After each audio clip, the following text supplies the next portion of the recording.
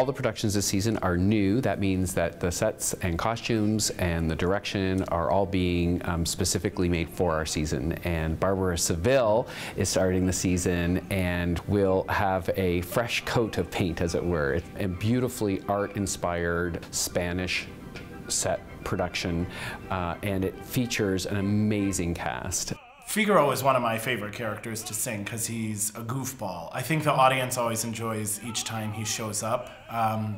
And he's a smart guy, and he's very, very charming, and he has a lot of fun. It's actually interesting for me because he actually has control. Even though it seems like Figaro has control throughout the entire opera, it's kind of the tenor's time to kind of play puppet master. I think Figaro and Almaviva, they're kind of like frat buddies, sort of. I think that they get into trouble like this all the time. I don't think that this is a unique moment in their relationship. I'm Jennifer Holloway, and I'll be playing Rosina in The Barber of Seville. When he first meets Rosina, I mean, he's head over heels. It's love at first sight. She wants to love. She's young.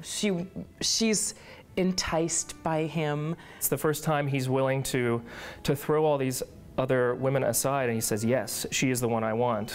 And what a difficult thing to get over being made a fool of. You know, she's so smart. And suddenly somebody else got her. She's always the getter. And the three of those together, I think the chemistry is going to just be off the charts.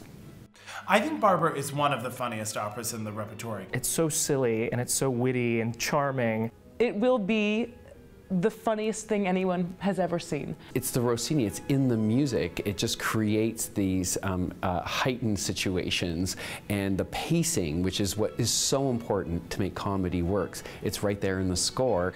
Jonathan BEYER is one of my closest friends.